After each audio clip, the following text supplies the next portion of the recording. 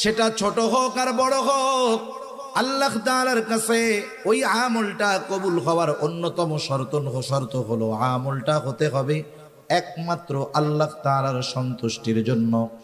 দুনিয়াতে কোনো মানুষ যদি কোনো আমল মানুষকে দেখানোর জন্য করে, ওই আমল কবুল তো হবেই না, বরং ওই আমল আখিরাতেই তার জাহান্নামে যাওয়ার কারণ হয়ে যাবে। ভালো কাজ আল্লাহকে দেখাইলে লাভ, ভালো কাজ মানুষকে দেখাইলে ওই ভালো কাজের দামও নাই, আর ওই ভালো কাজ তার জাহান্নামে যাওয়ার কারণ হবে। রাসূল আকরাম সাল্লাল্লাহু আলাইহি ওয়াসাল্লাম আবু হুরায়রা রাদিয়াল্লাহু তাআলা আনহু হতে প্রসিদ্ধ একটা হাদিস, রাসূল আকরাম সাল্লাল্লাহু আলাইহি ওয়াসাল্লাম বলেন, যেই হাদিসটা বর্ণনা করার পূর্বে আবু হুরায়রা রাদিয়াল্লাহু তাআলা আনহু পরপর 3 বার অজ্ঞান হয়ে গেছেন, চতুর্থবার তিনি হাদিসটা বর্ণনা করতেছেন।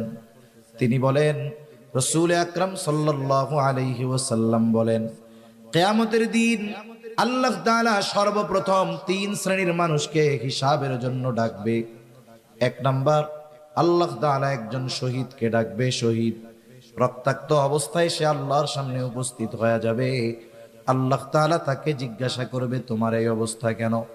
লোকটা বলবে, আল্লাহ, আপনার দিন আপনার জমিনে প্রতিষ্ঠা করার জন্য কাফেরদের বিরুদ্ধে জিহাদ করতে করতে আমি আমার জীবনটা দিয়ে দিয়েছি। আল্লাহ তাআলা বলবেন, জীবন দিয়েছো, যুদ্ধ করেছো বুঝলাম, কিন্তু তোমার এই যুদ্ধের মূল উদ্দেশ্য কি ছিল? লোকটা তখন বলবে, আল্লাহ, আমি যুদ্ধ করেছি আপনার সন্তুষ্টির জন্য। বলেন তো, আল্লাহ তাআলা আমার আপনার অন্তরের খবর জানে কি জানে না? আল্লাহ তাআলা আমার আপনার খবর কতটা জানে? কোরআনুল কারীমের মধ্যে আল্লাহ তাআলা বলেন, ওয়ালাকাদ খালাকনাল ইনসানা ওয়া না'লামু মা তুওয়াসওয়িসু বিহি নাফসুহু ওয়া নাহনু আকরাবু ইলাইহি মিন হাবলিল ওয়ারিদ। আল্লাহ তাআলা বলেন, আমি মানুষ সৃষ্টি করেছি, শুধু তাই না, ওয়া না'লামু মা তুওয়াসওয়িসু বিহি নাফসুহু, আমি জানি কোন জিনিস তার অন্তরের মধ্যে ওয়াসওয়াসা দেয়। দুনিয়ায় অনেক প্রযুক্তি এখন আধুনিক। একটা মানুষ যদি অসুস্থ হওয়ার আগে সে যদি নিজের দেহকে চেক করায়, এমআরআই করায়, সিটি স্ক্যান করায়, তাকে যখন মেশিনের মধ্যে ভরে দেওয়া হবে, লেজার দিয়ে তাকে যখন পর্যবেক্ষণ করা হবে, একটা মানুষ এখনো অসুস্থ হয় নাই, কিন্তু এই টেস্ট করানোর পরে রিপোর্ট বের হয়ে যাবে তার শরীরের এই অর্গানগুলো দুর্বল আছে, অসুস্থ হতে পারে। তার মানে একটা মানুষ অসুস্থ হওয়ার আগে মোটামুটি তার অবস্থা, দেহের অবস্থা সে মেশিনের মাধ্যমে জানতে পারে। কিন্তু বলেন তো, দুনিয়ায় এমন কোন মেশিন বের হয়েছে নাকি যেই মেশিনের মধ্যে ঢুকায়া দিলে অন্তরের মধ্যে কি আছে সেই খবরটা জানা যাবে? আছে?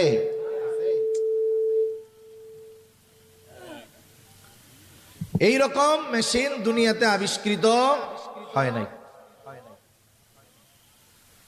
রাসূল আকরাম সাল্লাল্লাহু আলাইহি ওয়াসাল্লাম বলেন, আল্লাহ রাব্বুল আলামিন তখন বলবে, না বান্দা, আমি আল্লাহ তোমার অন্তরের খবর জানি। তুমি কেন যুদ্ধ করেছো জানি, কারণ যুদ্ধ করেছো যাতে করে দুনিয়ার মানুষ তোমার বীরত্বের প্রশংসা করে, তোমাকে বীর বলে, বাহাদুর বলে। তুমি যে উদ্দেশ্যে দুনিয়ায় করেছো, দুনিয়ায় তুমি তা পেয়ে গেছো, কারণ তুমি দুনিয়ার মানুষ তোমাকে বীর বলেছে, বাহাদুর বলেছে। সুতরাং আজকে আমি আল্লাহর তরফ থেকে তোমার জন্য কিছু নাই, তুমি চলে যাও, তোমার ঠিকানা হলো জাহান্নাম। আল্লাহ তাআলা দ্বিতীয়তে একজন দানবীরকে ডাকবে, জিজ্ঞাসা করবে, আমি আল্লাহ তোমাকে অনেক সম্পদ দিয়েছিলাম, এই সম্পদ তুমি কোন কাজে কোথায় ব্যয় করছো? লোকটা বলবে, আল্লাহ, আপনার দেওয়া সম্পদ আমি দান করেছি, সদকা করেছি। যার ঘর নাই তাকে ঘর বানিয়ে দিয়েছি, যার বাড়ি নাই তাকে বাড়ি বানিয়ে দিয়েছি, যার খাবার নাই তাকে খাবার কিনে দিয়েছি। আল্লাহ তাআলা বলবে, বান্দা, কেন তুমি এই দান সদকা গুলো করেছ? লোকটা বলবে, আল্লাহ, এগুলো আমি আপনার সন্তুষ্টির জন্য করেছি। আল্লাহ তাআলা তখন বলবেন, না বান্দা, না না, তুমি মিথ্যা বলতেছ, আমি আল্লাহ তোমার অন্তরের খবর জানি। তুমি দান করেছো যাতে করে দুনিয়ার মানুষ তোমাকে দানবীর বলে, তোমার দানের প্রশংসা করে। তুমি যে উদ্দেশ্যে দান করেছো দুনিয়ায় তুমি তা পেয়ে গেছো। দুনিয়ার মানুষ তোমাকে দানবীর বলেছে, দুনিয়ার মানুষ তোমাকে গরিবের বন্ধু বলেছে। সুতরাং আজকে আমি আল্লাহর তরফ থেকে তোমার জন্য কিছু নাই, তুমি চলে যাও, তোমার ঠিকানা হলো চিরস্থায়ী জাহান্নাম। তৃতীয়তে একজন আলেম অথবা কারিকে ডাকবেন। আল্লাহ তাআলা জিজ্ঞাসা করবে, গোলাম কেন ইলম অর্জন করেছো, কেন কোরআন শিখেছো? লোকটা বলবে, আল্লাহ শুধুমাত্র আপনার সন্তুষ্টির জন্য কোরআন শিখেছি, ইলম শিখেছি। আল্লাহ তাআলা বলবে, না বান্দা, তুমি মিথ্যা বলতেছ। তুমি যে উদ্দেশ্যে ইলম অর্জন করেছো তা হলো দুনিয়ার মানুষ তোমাকে আলেম বলবে, হাফেজ বলবে, তোমার তিলাওয়াত শুনে মানুষ প্রশংসা করবে, তোমার আলোচনা শুনে মানুষ প্রশংসা করবে। তুমি মানুষের প্রশংসার জন্য আলেম হয়েছো, কোরআন শিখেছো।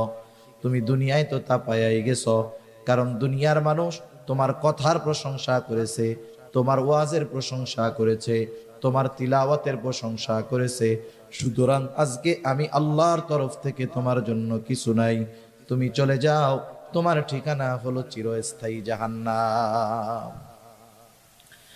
একটু খেয়াল দিয়া বুঝেন, একটা মানুষ তার জীবনটা দিয়ে দিয়েছে, আরেকজন মানুষ জীবনের অর্জিত সম্পদগুলো দান করেছে, আরেকজন মানুষ দুনিয়ার কথা চিন্তা না করে ইলম অর্জন করেছে। এত কষ্টার্জিত বিষয়গুলো কোনো মূল্য পায় নাই কেন? বলে ওইগুলো করেছে ঠিক, তবে আল্লাহর সন্তুষ্টির জন্য করে নাই, যার কারণে এই ইবাদত, এই আমল তার কোনো কাজে আসে নাই। উল্টা জাহান্নামে যাওয়ার কারণ কেন হলো? বুঝে থাকলে একটু জবাব দিবেন জবান খুলে। বলেন তো, ইবাদতের একমাত্র হকদার কে? আরো জোরে বলেন, কে? আল্লাহ হলেন ইবাদতের একমাত্র হকদার। কেউ যদি আল্লাহ তাআলার হক নষ্ট করে, অর্থাৎ ইবাদত করার দরকার ছিল আল্লাহর সন্তুষ্টির জন্য, কিন্তু করলো মানুষের সন্তুষ্টির জন্য, এটার দ্বারা হলো শিরক। এক নাম্বার, ওই ইবাদত আল্লাহর জন্য হয় নাই, হয়েছে শিরক।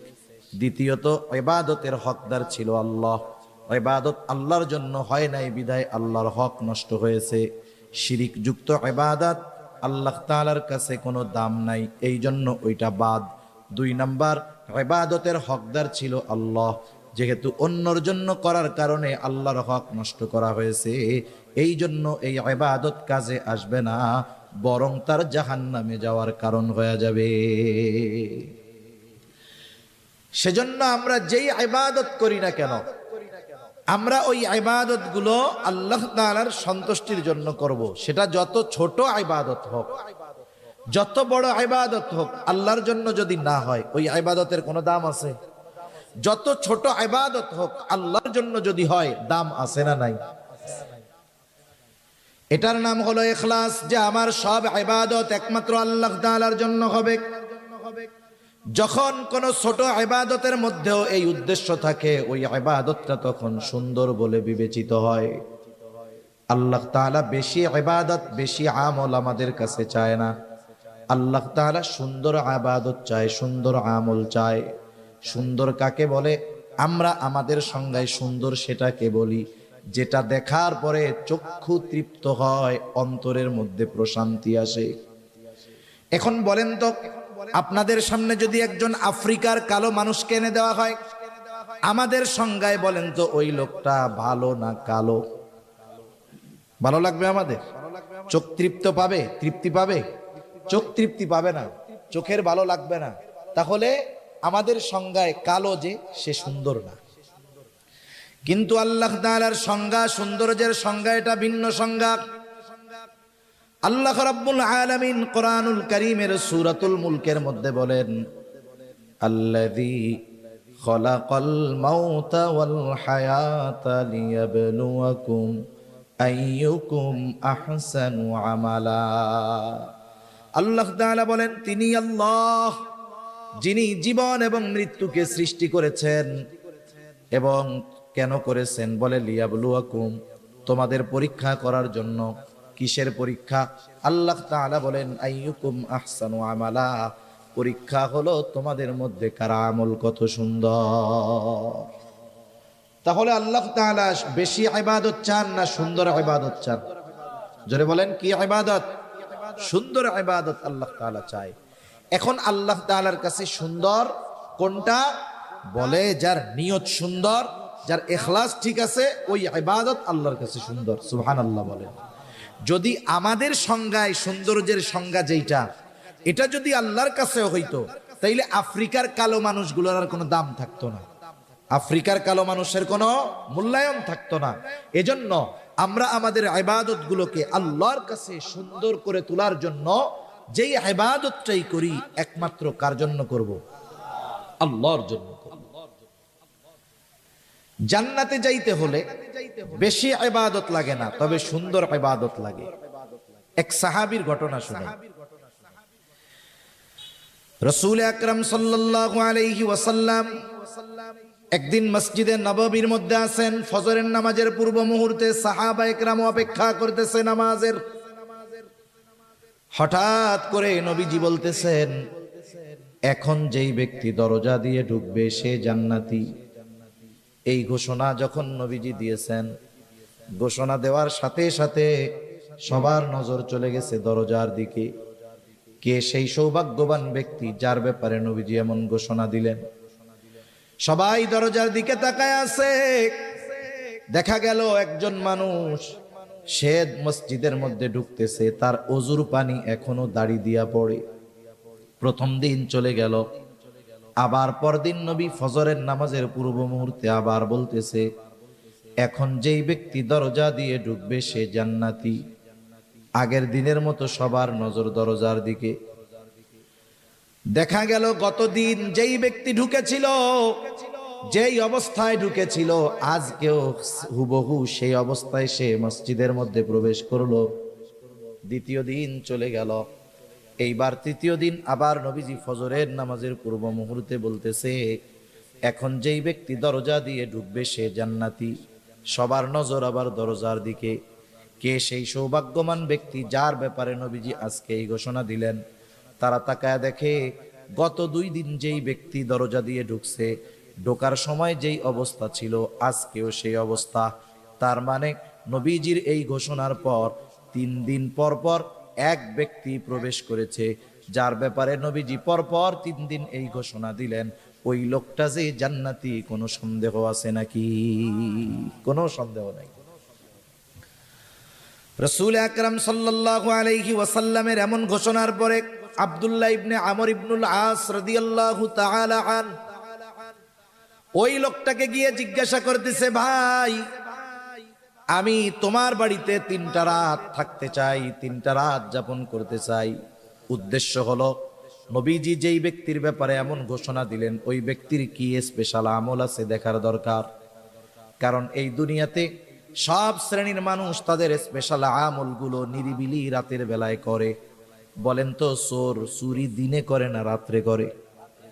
ডাকাত ডাকাতি দিনে করে না রাত্র করে? বলেন তো, যারা আহলুল্লাহ বুজুর্গানে দিন, তারা তাদের স্পেশাল ইবাদত গুলো দিনে করে নাকি রাত্রে করে? এই রাতের বেলায় মূলত বুজুর্গ যারা, এরা রাতটাকেই ইবাদতের জন্য বেছে নেয়, কারণ একেবারে নিরিবিলি, কোনো ঝঞ্ঝাট নাই, ঝামেলা নাই। আবার যারা ওই ধরনের অকারেন্স করে, অপরাধ করে, ওরাও অপরাধের জন্য রাতকে বেছে নেয়, কারণ মানুষজন সব ঘুমে থাকে, রাস্তায় লোকজন থাকে না। তা উনি চিন্তা করতেছে স্পেশাল ইবাদত তো রাতের বেলা করে। এখন উনি রাতের বেলা কি ইবাদত করে এটা জানার জন্য তো ওনার বাড়িতে থাকার দরকার। উনি গিয়া ওই লোকটাকে বলতেছে। আর এক হাদিসের আলোকে বোঝা যায় নবীজি যেই ব্যক্তির ব্যাপারে এই ঘোষণা দিয়েছেন ওই ব্যক্তির নাম হলো সাদ বিন মুআজ রাদিয়াল্লাহু তাআলা আনহু, হযরত সাদ রাদিয়াল্লাহু তাআলা আনহু। উনি গিয়ে বলতেছে, ভাই আমি তোমার বাড়িতে একটু রাত্র যাপন করতে চাই। বলে, কোনো অসুবিধা নাই, চলেন। এশার নামাজ পড়ে ওই লোকটার সাথে আব্দুল্লাহ ইবনে আমর ইবনুল আস চলে গেলেন তার বাড়িতে। আগের আমলে আমাদের গ্রাম অঞ্চলে ছিল, বাহিরের কোনো মেহমান যদি আসতো বাড়ির ভিতরে নেওয়া লাগতো না। আমাদের এলাকায় বলে কাছারি ঘর, আপনাদের কি বলে? কাছারি বলে না? আগে কাছারি ছিল।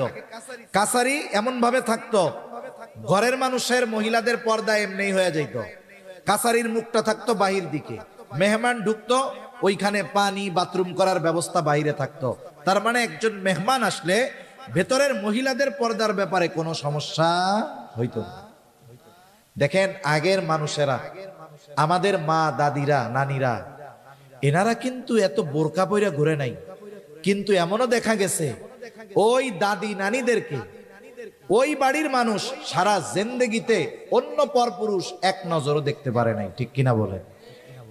আসলে বিষয় হলো বোরকাটা পর্দার জন্য জরুরি তা না, পর্দার জন্য মূলত নিজেকে প্রস্তুত করার দরকার। এখনের বোরকাগুলো পরার পরে তো আরো পর্দার চাইতে বেপর্দা হয়, ঠিক কিনা বলেন?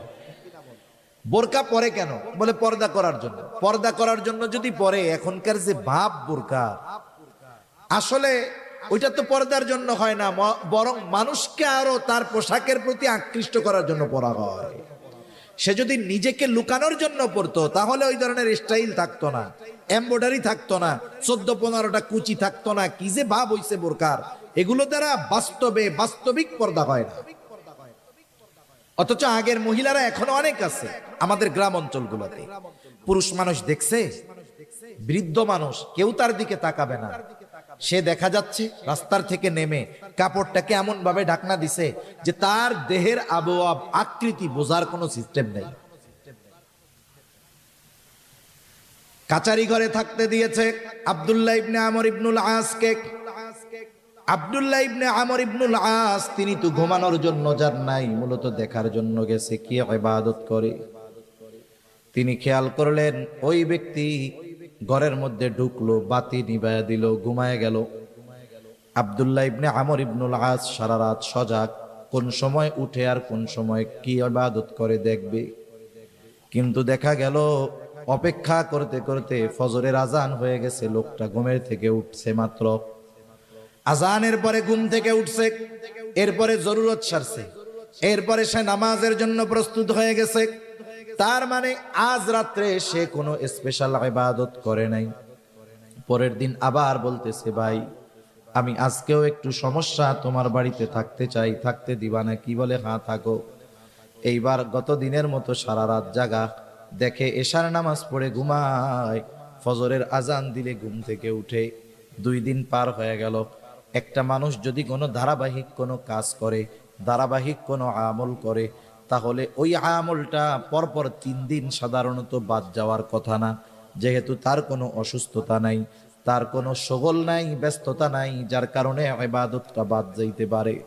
এইবার 3য় দিন আবার বলে, ভাই আজ রাতটাও আমি তোমার বাড়িতে একটু থাকতে চাই। বলে থাকো, কোনো অসুবিধা নাই। ওই রাত্রটাও সারা রাত সে জেগে থাকছে। দেখলো এশার নামাজ পড়ে ঘুমায় গেল, আর ফজরের আজান দিলে ঘুম থেকে উঠলো। এইবার আর নিজের কৌতূহলকে চাপায় রাখতে পারে নাই। আব্দুল্লাহ ইবনে আমর ইবনুল আস ওই লোকটাকে জিজ্ঞাসা করতেছে, ভাইরে তোমার বাড়িতে 3 দিন থাকার কারণ আমার বাড়িতে থাকার জায়গা নাই এটা নয়, বরং এই 3 দিন তোমার বাড়িতে রাত্র যাপন করার কারণ হলো আগে পরপর 3 দিন ফজরের নামাজের পূর্ব মুহূর্তে হঠাৎ করে নবীজি ঘোষণা করতেছে, এখন যেই ব্যক্তি দরজা দিয়ে ঢুকবে সে জান্নাতি। আমরা সবাই তাকায় দেখলাম, কে সে? দেখলাম তুমি দরজা দিয়ে ঢুকছো। এই ঘোষণা পরপর 3 দিন নবীজি দিয়েছেন, পরপর 3 দিনই নবীজির ঘোষণার পরে তুমি দরজা দিয়ে ঢুকছো। আমি তোমার বাড়িতে রাত্র যাপন করার উদ্দেশ্য ছিল, আমি দেখতে চেয়েছিলাম তুমি স্পেশাল কি আমল করো, যার কারণে নবীজি তোমার ব্যাপারে এমন ঘোষণা দিলেন। এইবার লোকটা বলতেছে, আলহামদুলিল্লাহ, নবীজি যদি আমার ব্যাপারে এমন ঘোষণা দিয়ে থাকেন এটা তো বড় শুকরিয়ার বিষয়। তবে তুমি যেই আশায় আমার বাড়িতে রাত্র যাপন করছো, ওই রকম কোন রাত্রিকালীন ইবাদত আমি করি না। তবে হ্যাঁ একটা জিনিস করি। কি করো?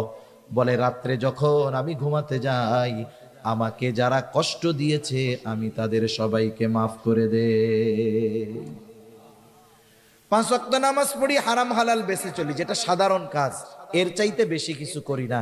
এখন আব্দুল্লাহ ইবনে আমর ইবনুল আস বলতেছে, তুমি যে রাতের বেলায় শোয়ার সময় সকলকে মাফ কইরা দাও, অন্যান্যগুলো তো আমরা সব সময় করি, কিন্তু তুমি যে এই কাজটা প্রতিদিন করো, এই কারণেই আল্লাহ তাআলা তোমার ব্যাপারে জান্নাতের খোঁজখবরই নবীজির মাধ্যমে জানায়া দিয়েছেন। সুবহানাল্লাহ।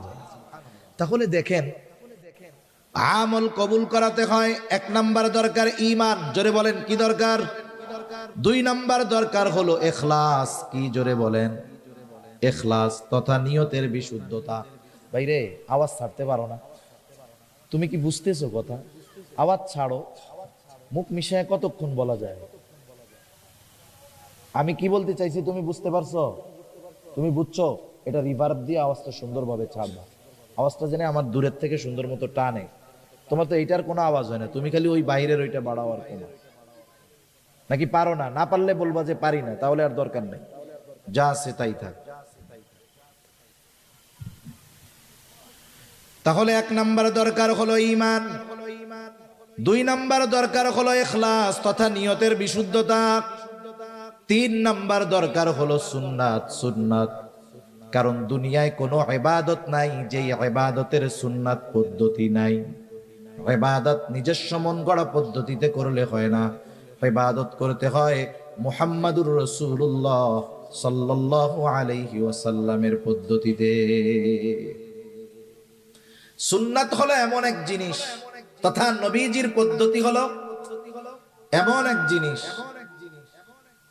তুমি না পারলে থাক, আমি মাপ চাই, না পারলে থাক, যা আছে তাই করো। একটা হলো গাড়ি ভালো,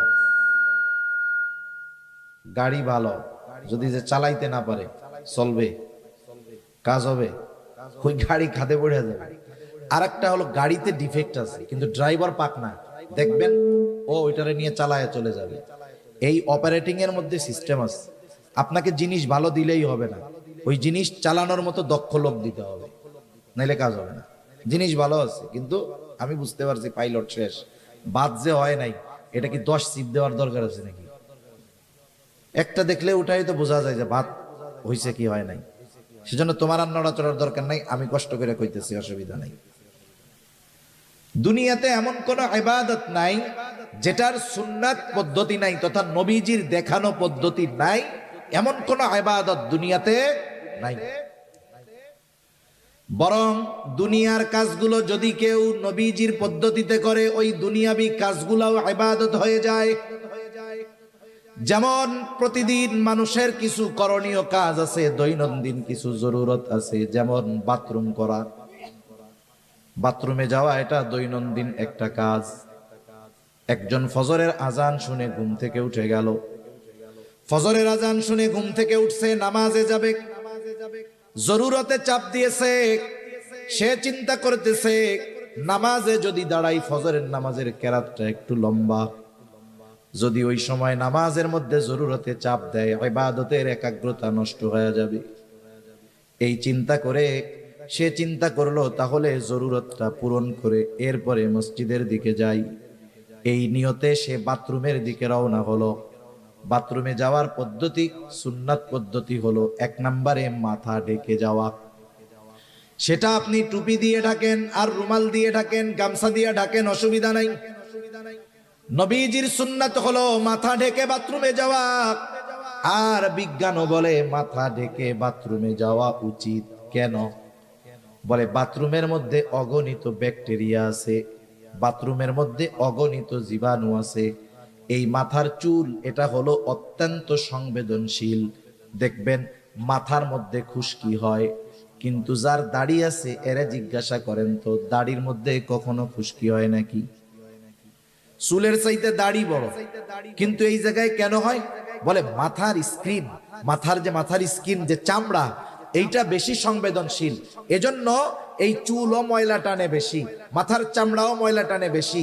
এজন্য যদি মাথা ঢাকা না থাকে, বাথরুমের এই জীবাণু ব্যাকটেরিয়া গিয়ে তার মাথার মধ্যে সমস্যা হতে পারে, চামড়ায় সমস্যা হতে পারে। বিজ্ঞান বলে এই কথা।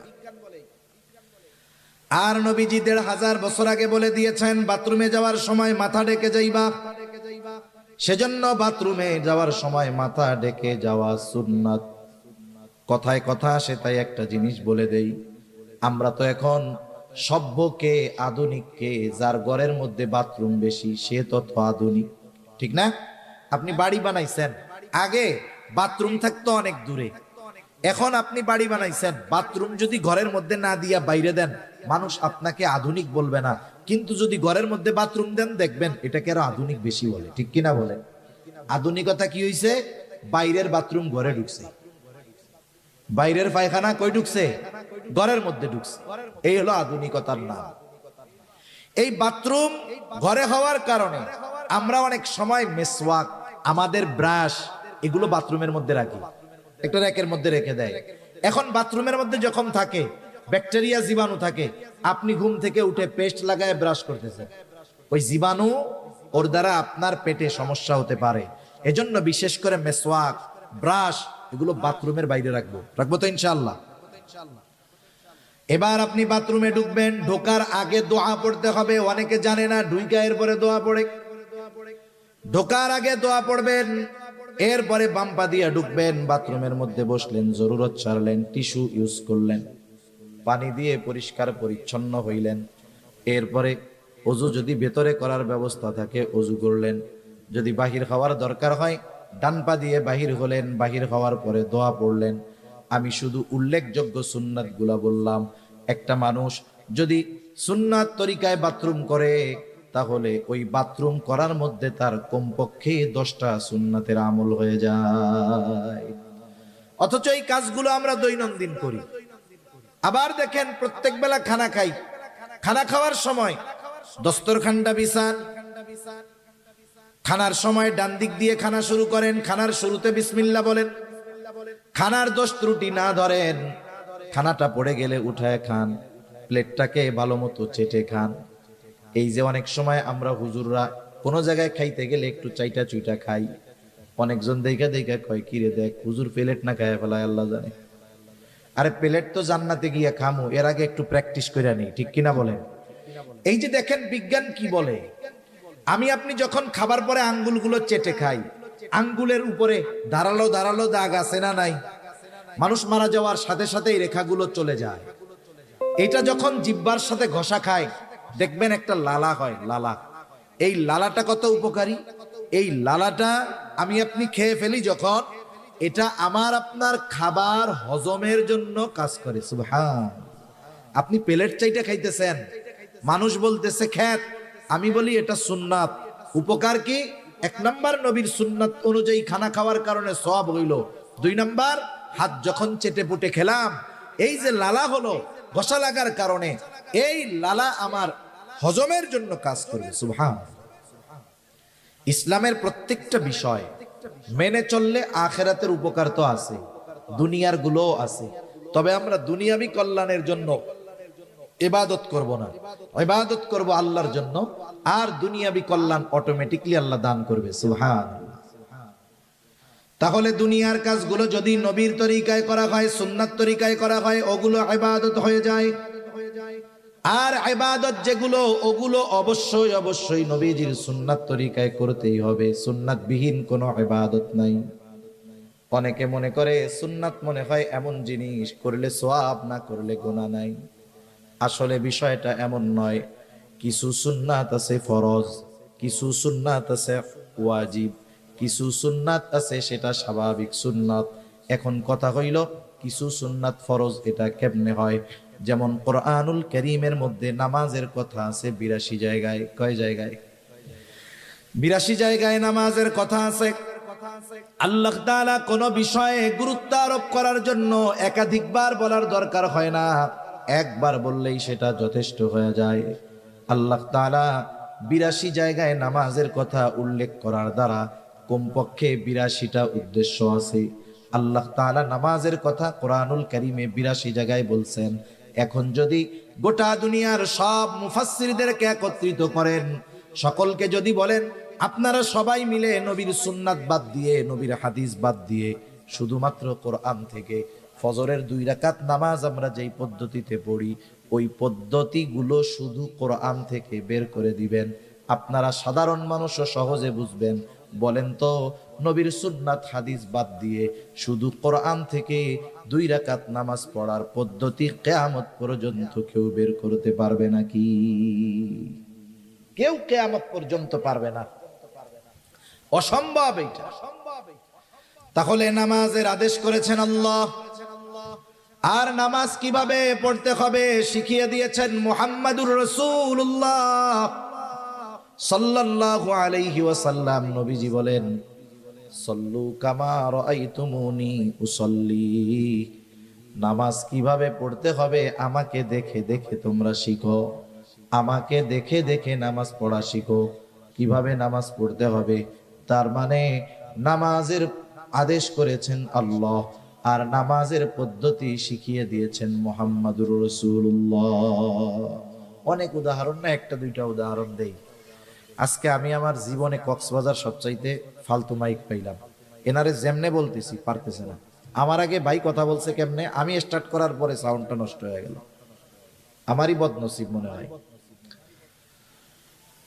নামাজের যেই ফরজগুলা আছে, নামাজের ফরজগুলার মধ্যে একটা ফরজ হলো রুকু করা। কি করা?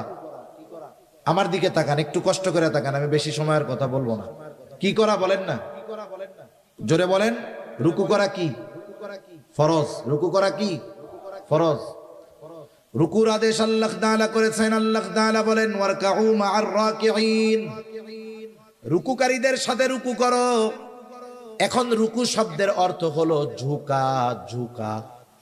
এখন ঝুঁকবেন কতটুকু? একজন দাঁড়ানো, সে যদি মাথা ঝুঁকায় এটাও ঝুঁকানো, যদি একেবারে নিচু হয়ে যায় সেটাও ঝুঁকানো। এখন আপনি যদি শুধু কোরআন থেকে রুকুর পদ্ধতিটা নিজে আবিষ্কার করতে চান, তাহলে কতটুকু ঝুঁকতে হবে বের করতে পারবেন না। তাহলে এই ফরজ, রুকু করা ফরজ, কতটুকু ঝুঁকতে হবে, কিভাবে পিঠ থাকবে, নজরটা কোথায় থাকবে, এটা কিন্তু আল্লাহ বলে দেন নাই, এটা আমাদের শিখিয়ে দিয়েছেন মুহাম্মাদুর রাসূলুল্লাহ। তাহলে এই রুকুর পদ্ধতিটাও একটা সুন্নাত পদ্ধতি। এই জন্য নবীজির কিছু সুন্নাত আছে যেগুলো ফরজের সাথে সম্পৃক্ত, আবার কিছু সুন্নাত আছে যেটা ওয়াজিব। সারা দুনিয়ার মুহাক্কিক উলামায়ে কেরাম একমত, কেউ কষ্ট নেবেন না। এই যে আমাদের দাড়ি হয়, এই দাড়ি হলো মুসলমানদের একটা শিআর, একটা নিদর্শন। উচিত কি? নবীজি বলেন দাড়ি লম্বা করো, মোছকে খাটো করো। নবীজি বলছেন মোছ খাটো করো, দাড়ি লম্বা করো। কতটুকু করতে হবে? মুহাক্কিক উলামায়ে কেরাম গবেষণার মাধ্যমে বলেন, সাহাবায়ে কেরামের আমলকে দেখে বলেন, তাবেঈন, তাবে তাবেঈনের আমলের আলোকে বলেন, কমপক্ষে একটা মুমিনের দাড়ি 1 মুষ্টি পরিমাণ রাখতে হবে। যদি সে না রাখে, যদি সে খাটো রাখে, সেটে রাখে, তাহলে অবশ্যই অবশ্যই তাকে গুনাহগার হতে হবে। এটা নবীর সুন্নাত। এই সুন্নাতটা কিন্তু ওই সুন্নাত নয় যে রাখলে সওয়াব, না রাখলে গুনাহ নাই। এই সুন্নাতটা হলো দায়েমি সুন্নাত, এজন্য এটা হলো ওয়াজিব। এই সুন্নাতটা কি বলেন? এই নবীর এই দাড়ি রাখার পদ্ধতিটা কি হবে? ওয়াজিব, না রাখলে গুনাহ হবে। আমরা দোয়া করি যারা রাখতে পারে নাই আল্লাহ তাদের রাখার তৌফিক দান করুক, সকলে বলি আমিন। আবার কিছু সুন্নাত, সাধারণ সুন্নাত, আমি যে কথা বোঝানোর জন্য বলতেছিলাম, দুনিয়ার যে কোনো ইবাদত রাসূল আকরাম সাল্লাল্লাহু আলাইহি ওয়াসাল্লামের দেখানো পদ্ধতিতে করতে হবে, নাইলে ওই ইবাদত আল্লাহ তাআলার কাছে কবুল হবে না। তাহলে পেছন থেকে আবার একটু রিভিশন দেই। ইবাদত কবুল হওয়ার জন্য 1 নাম্বার দরকার হলো ঈমান, 2 নাম্বার দরকার হলো ইখলাস তথা নিয়তের বিশুদ্ধতা, যে আমি এই ইবাদত কাকে খুশি করার জন্য, কাকে দেখানোর জন্য করতেছি। 3 নাম্বার, ওই ইবাদতটা হতে হবে নিজের পদ্ধতিতে নয়, নবীজির পদ্ধতিতে। 4 নাম্বার, সে যেই ইবাদত করবে সেই ইবাদতের ব্যাপারে তার জ্ঞান থাকতে হবে, ইলম অর্জন করতে হবে। এই জন্যই নবীজি সাল্লাল্লাহু আলাইহি ওয়াসাল্লাম বলেন, তলাবুল ইলমি ফারিদাতুন আলা কুল্লি মুসলিম, দ্বীনি ইলম শিক্ষা করা প্রত্যেক মুসলমান নরনারীর উপরে ফরজ। কতটুক ফরজ? কেউ কেউ বলেন যতটুকু দ্বারা সে নিজে দ্বীনের উপরে চলতে পারে এতটুকু শিক্ষা করা ফরজ। আবার কেউ কেউ বলেন না না, বরং এর চাইতে আর একটু বেশি শিখতে হবে। কেন? বলে আল্লাহ তাআলা কোরআনুল কারীমের সূরাতুত তাহরিম 28 নম্বর পারা আল্লাহ তাআলা বলেন, ইয়া আইয়ুহাল্লাযীনা আমানু কু আনফুসাকুম ওয়া আহলিকুম নারা। আল্লাহ তাআলা বলেন, হে ঈমানদারেরা, তুমি নিজে জাহান্নামের আগুন থেকে বাঁচো, অধীনস্থদেরকে জাহান্নামের আগুন থেকে বাঁচাও। তার মানে নিজেও বাঁচতে হবে, নিজের পরিবার পরিজনকেও বাঁচাতে হবে। কেমনে বাঁচবা? বলে নিজে আল্লাহ তাআলার আদেশ নিষেধ মান্য করার মাধ্যমে নিজে বাঁচো, আর অধীনস্থদেরকে মান্য করানোর মাধ্যমে বাঁচাও। নিজে আমল কইরা বাঁচো, অধীনস্থদেরকে আমল করে বাঁচাও। নিজে আল্লাহর হুকুম আহকাম মেনে চলার মাধ্যমে বাঁচো, অধীনস্থদেরকে হুকুম আহকাম মেনে চালানোর মাধ্যমে বাঁচাও। এজন্য আল্লাহ তাআলা কোরআনুল কারীমের মধ্যে একা আমাকে আপনাকে নামাজি হওয়ার আদেশ করেছেন তা নয়। আল্লাহ তাআলা নামাজের ব্যাপারে যেমন বলেন, ওয়ামুর আহলাকা বিসসালাতি ওয়াসতাবির আলাইহা, আরে তুমি তোমার অধীনস্থদেরকে নামাজের আদেশ করো, তুমিও তার উপরে অটল থাকো। কিছু কিছু জায়গায় আল্লাহ তাআলা নিজের আমলের আগে অধীনস্থদেরকে করানোর আদেশ দিয়েছেন। তার মানে আমাদের সমাজে অনেক মানুষ আছে নিজে নামাজ পড়ে, সন্তানরা নামাজ পড়ে না, নিজে নামাজ পড়ে, নিজে ঠিকমতো দিনের উপরে চলে, নিজের ঘরের মানুষ চলে না। আছে না নাই? মনে রাখবেন, ধরা পড়ে যেতে হবে কিয়ামতের দিন। আমি আমল করলাম, অধীনস্থদেরকে দিয়ে আমল করাইলাম না, আদেশ করলাম না। আরে যাদের জন্য রক্ত আপনি পানি বানাইলেন, যাদের জন্য সম্পদ উপার্জন করলেন, আপনার উপার্জিত সম্পদ যারা ভোগ করলো, আল্লাহ না করুক এই সন্তানগুলো, আপনার অধীনস্থ মানুষগুলো যদি কিয়ামতে জাহান্নামী হয়, আপনি যদি ইবাদতের পাহাড় নিয়ে ওঠেন, কিয়ামতের দিন ওই আপন মানুষগুলো আপনার আমার জান্নাতে যাওয়ার সবচাইতে বড় বাধা হয়ে দাঁড়ায় যাবে। ঠিক কিনা বলেন? এজন্য ফিকির শুধু একা না, অধীনস্থদেরকে নিয়ে করতে হবে। যেহেতু আল্লাহ তাআলা বলেছেন নিজে জাহান্নামের আগুন থেকে বাঁচো, অধীনস্থদেরকেও বাঁচাও। কেমনে বাঁচবা, কেমনে বাঁচাইবা? বলে আল্লাহ তাআলার আদেশ নিষেধ মান্য করার মাধ্যমে নিজে বাঁচো, অধীনস্থদেরকে মান্য করানোর মাধ্যমে বাঁচাও। বুঝে থাকলে খেয়াল দিয়ে একটু জবাব দিবেন। বলেন তো, আল্লাহ তাআলার আদেশ নিষেধ মেনে চলতে হলে ইলমে দ্বীন দরকার আছে না নাই? আবার যদি আপনি আপনার পরিবার পরিজনকে দ্বীনের উপরে চালাতে চান, ইলমে দ্বীন জানার দরকার আছে না নাই?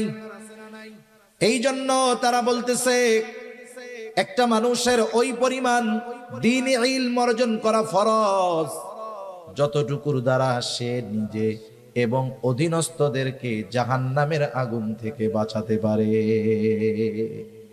এইটুকু পরিমাণ কমপক্ষে সকল মুসলমানের জন্য শেখা ফরজ। আমি জানি যে আমাদের সমাজে, আমাদের কমিউনিটিতে, আমাদের দেশে অনেক পাঁচ ওয়াক্ত নামাজি এই পরিমাণ ইলমে দ্বীন তার জানা নাই। আছে না নাই? এখন কি করবেন?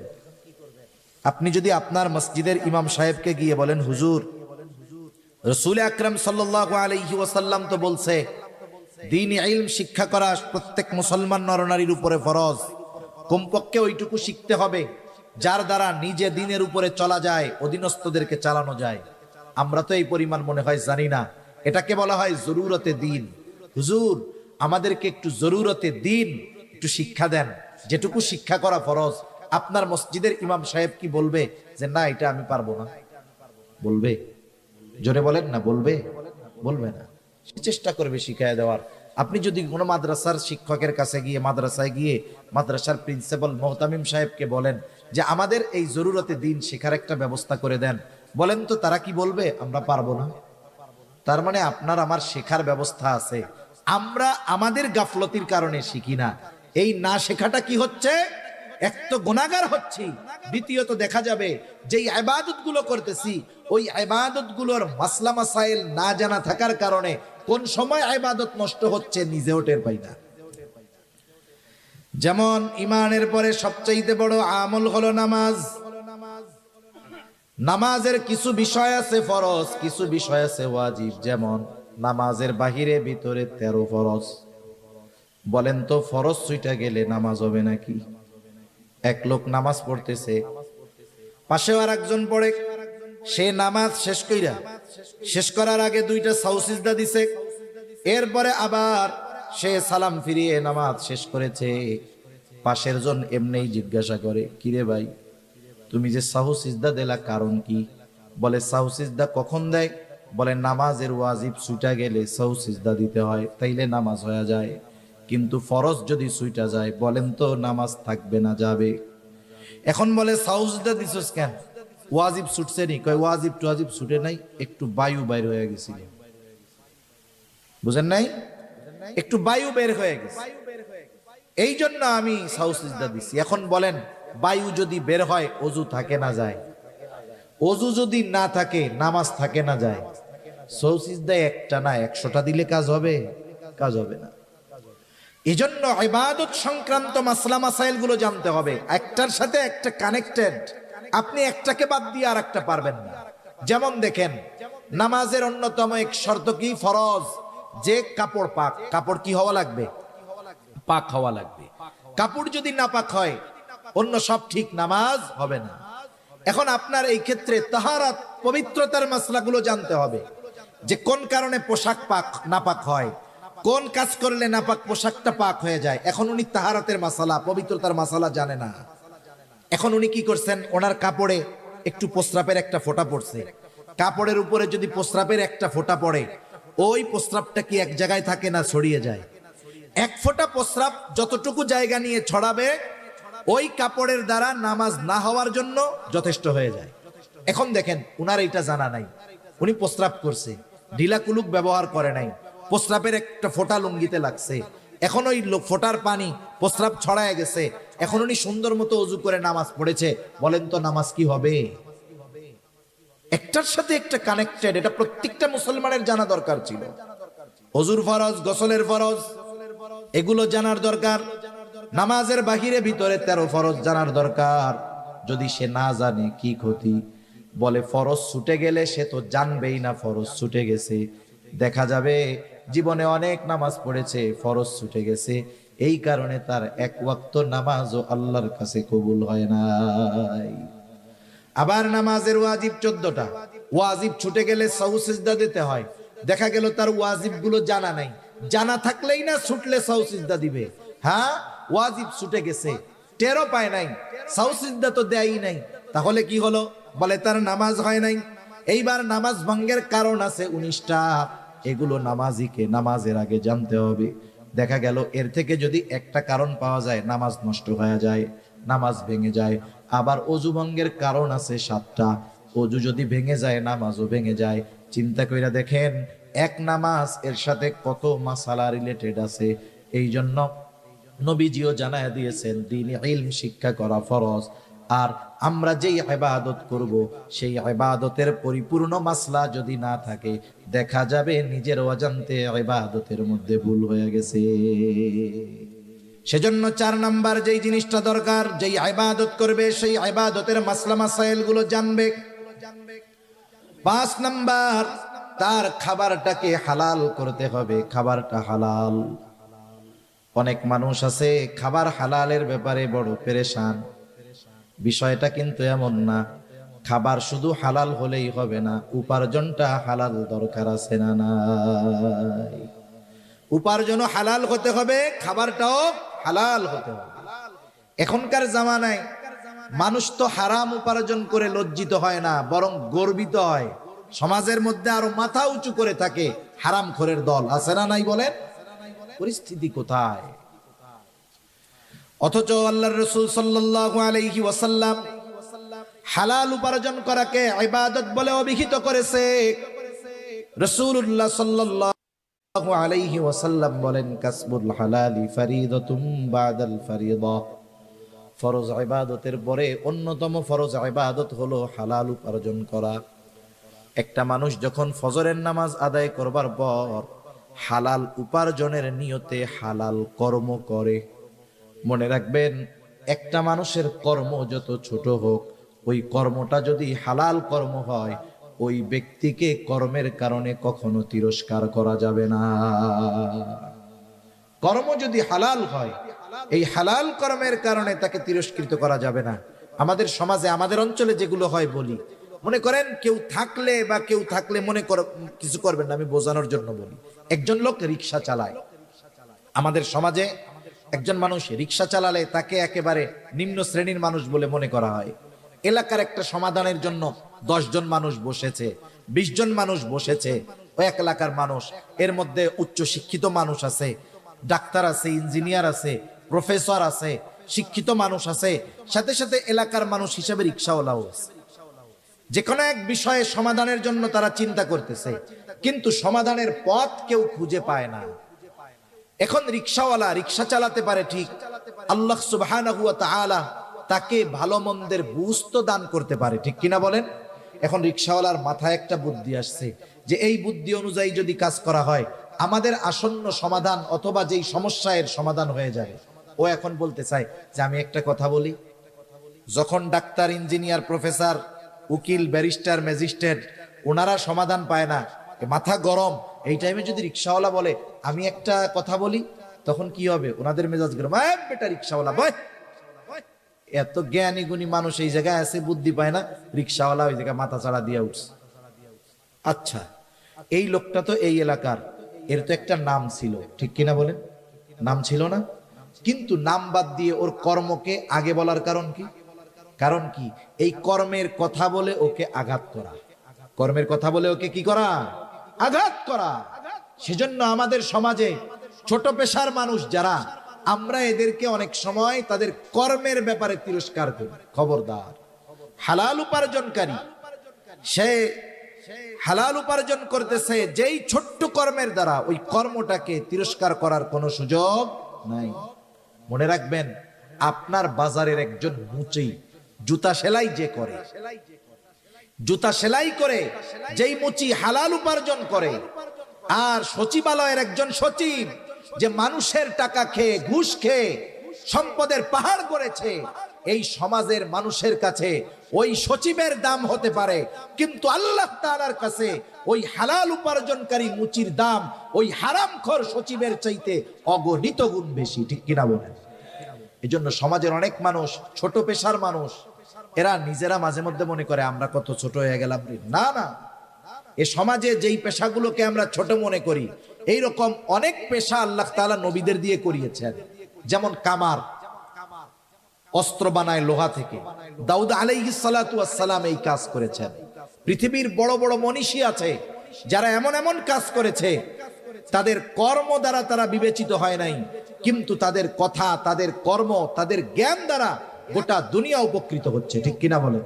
এজন্য এক নাম্বার, আমরা সমাজের কোনো ছোট কর্মজীবী মানুষ যার কর্মটা হালাল, তাকে এই কর্মের কারণে কখনো তিরস্কার করব না।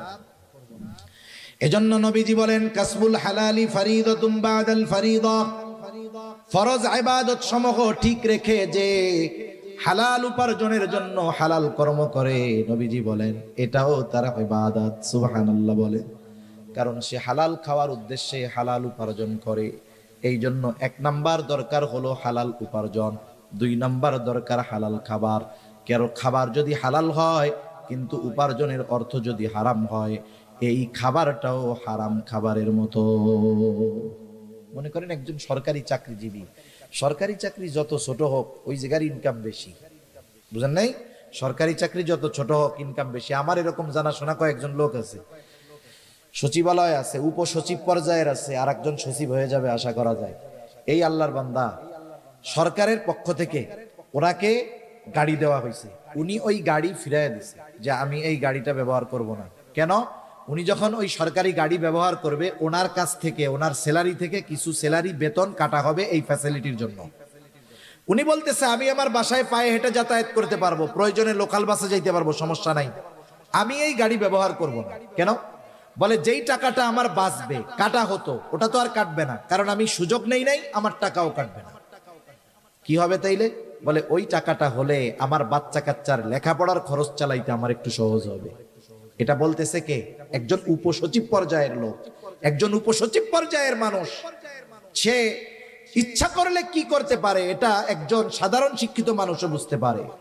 কিন্তু দেখা যাবে কি, ওই উপসচিবের গেটের বাইরে যেই পিয়ন আছে ও দেখা যাবে, আর এরা চা মগে কাপে খায় নাকি গাজি ট্যাঙ্ক 1000 লিটারের ট্যাঙ্কিতে চা খায় আল্লাহ জানে। 2-4-5 হাজার টাকার কমে এদের চা পানের টাকা হয় না, ঠিক কিনা বলেন?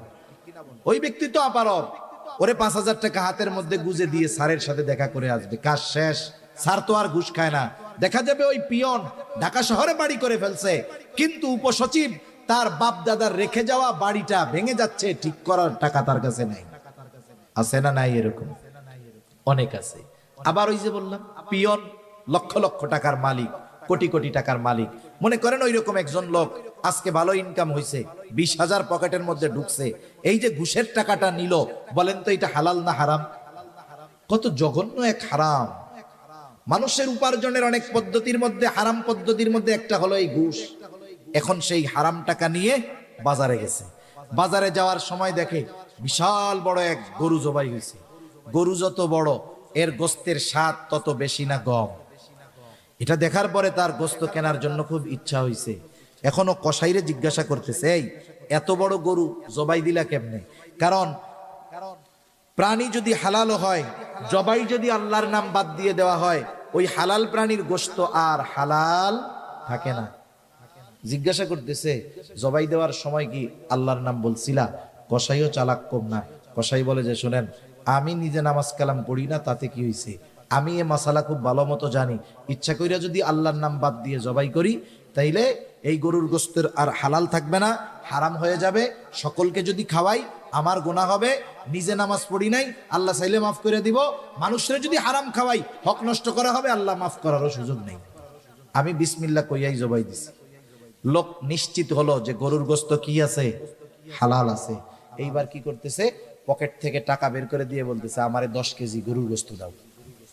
আমার একটু বলেন, এই যে খাবারটা হালালের ব্যাপারে কত সচেষ্ট সতর্ক হলো, কিন্তু পকেট থেকে যেই টাকা দিল সেটা হালাল না হারাম? এজন্য এই বিষয়টা খেয়াল রাখার দরকার। সে যদি চুরি কইরা ওই গরুর 10 কেজি গোস্ত নিত, তার যেমন অবস্থা হতো, হালাল হতো না। ওই ঘুষের টাকা, সুদের টাকা দিয়ে যখন কিনছে, ওটাও হালাল হবে না। জুয়া খেলার টাকা দিয়াও যদি কিনে, হালাল হবে না। জুয়া তাস খেলা আসেনি আপনাকে ওইদিকে? হায় হায়, সমাজ ধ্বংস করে দেওয়ার এক পাপ এই জুয়া খেলা। সেজন্য যেহেতু আপনাদের জনপ্রতিনিধিরা আছে, মুরব্বীরা আছে, অনুরোধ থাকবে এই প্রজন্মকে হেফাজত করেন। এখন তো জুয়া খেলার জন্য অনেক কিছু লাগে না, মোবাইল একটা হইলে হইছে। কত জায়গায় দেখি বাজারের মধ্যে রিক্সাওয়ালা রিক্সা রেখে, সিএনজিওয়ালা সিএনজি রেখে 4 জন মোবাইলের মধ্যে লুডু খেলা শুরু করতেছে। কি চলতেছে? জুয়া চলতেছে, বুঝতেই পারবেন না। এখন তাস নিয়ে বসা লাগে না, মোবাইলের মধ্যেই 4 জনে তাস খেলতে পারে। অবস্থা খুব খারাপ। এই জুয়ার ভয়ানক থাবা থেকে এ জাতিকে, আগামী প্রজন্মকে হেফাজত করার দরকার, ঠিক কিনা বলেন? এর দ্বারা উপার্জিত পয়সা, সুদ ঘুষের পয়সা যেমন হারাম, এর দ্বারা উপার্জিত পয়সাটাও হারাম। তাহলে খাবারের ব্যাপারেও সতর্ক থাকতে হবে। খাবারটাও হালাল, উপার্জনটাও হালাল হতে হবে। এখন কথা হলো, কারো খাবার উপার্জন যদি হারাম হয়, তার ক্ষতি কি? বলে বড় বড় 4টা ক্ষতি আছে। কয়টা ক্ষতি? জোরে বলেন না কয়টা? 1 নাম্বার ক্ষতি, যে হারাম উপার্জন করে, হারাম খায়, তার দোয়া আল্লাহ তাআলা কবুল করে না। এই যে আজকে রাত্রে আল্লাহ তাআলা ক্ষমার ঘোষণা দিয়েছেন, ওই মানুষগুলোর জন্য ক্ষমার ঘোষণা নাই। তাদের মধ্যে অন্যতম হলো তারা যারা হারাম খায়। তাদের দোয়া আল্লাহ কবুল করবে না। দোয়া কবুল না করলে ক্ষমা হবে কেমনে? 1 নাম্বার ক্ষতি, তার দোয়া কবুল হয় না। দোয়া কবুলের কিছু সময় আছে, স্থান আছে। ওই সময় স্থানগুলোতে গেলেও তার দোয়া কবুল হবে না। এক ব্যক্তি বহু দূর সফর করে উস্কো খুস্কো চুলে বাইতুল্লাহর কাছে গিয়ে দোয়া করতেছে। সাহাবায়ে কেরাম দেখে মনে করতেছে এই ব্যক্তির দোয়া আল্লাহ তাআলা কবুল করবেন, ঠেকাবেন না। নবীজিকে আল্লাহ তাআলা ওই ব্যক্তির অবস্থা জানায় দিলেন। নবীজি বলেন, আল্লাহ তাআলা ওই ব্যক্তির দোয়া কেমনে কবুল করবে? যার উপার্জনটা হারাম, যার দেহটা হারাম খাবার দিয়ে গঠিত, যার দেহর মধ্যে হারাম পোশাক, ওই ব্যক্তির দোয়া আল্লাহ তাআলা কেমনে কবুল করবে? তাহলে হারাম উপার্জন, হারাম যারা খায়, 1 নম্বরে তাদের দোয়া কবুল হয় না। 2 নাম্বার, যারা হারাম উপার্জন করে, হারাম খায়, নবীজি সাল্লাল্লাহু আলাইহি ওয়াসাল্লাম বলেন, লা ইয়াদখুলুল জান্নাতা জাসাদুন গুদিয়া বিল হারাম। হারাম বক্ষণকারীর শরীর জান্নাতে প্রবেশ করবে না। 1 নাম্বার ক্ষতি, দোয়া কবুল হবে না। 2 নাম্বার ক্ষতি, জান্নাতে প্রবেশ করতে পারবে না।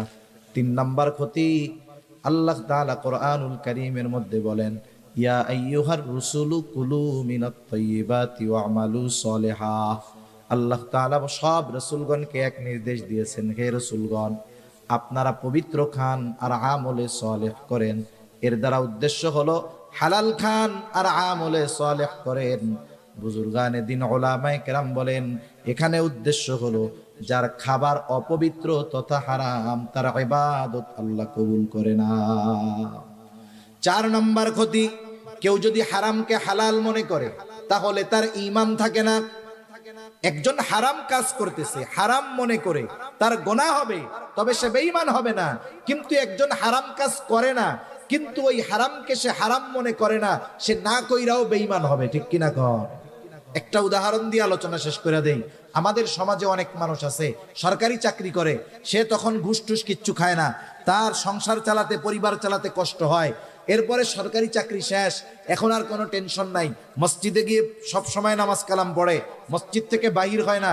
এখন ইমাম সাহেব জিজ্ঞাসা করে, চাচা চাকরি যখন ছিল তখন তো টেনশনে দেখতাম, চাকরি এখন নাই, টেনশনও নাই, তবে এখন সংসার চলে কেমনে?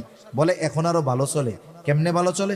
বলে আগে বেতন পাইতাম 30,000, 30,000 দিয়া বাসা ভাড়া, লেখাপড়া, অন্যান্য খরচ দিয়ে মাসে আমার চলা কষ্ট হইতো, এখন আরো ভালো চলে। কেমনে চলে? বলে আমি 1 কোটি টাকা পাইছিলাম, ব্যাংকের মধ্যে রেখে দিছি, এখন মাসে মাসে 1 লাখ টাকা পাই, আলহামদুলিল্লাহ। আমার একটু বুঝাই বলেন তো, 1 কোটি টাকা ব্যাংকে ফিক্সড ডিপোজিট করে রেখেছে, নির্দিষ্ট পরিমাণে তাকে লাভ দেওয়া হচ্ছে। বলেন তো এটা কি? কোনো সন্দেহ আছে? খাইতেছে সুদের টাকা, বলে কি আলহামদুলিল্লাহ। সুদের টাকা খেয়ে কি বলতেছে? যদি বুঝে বলে থাকে ঈমান নাই।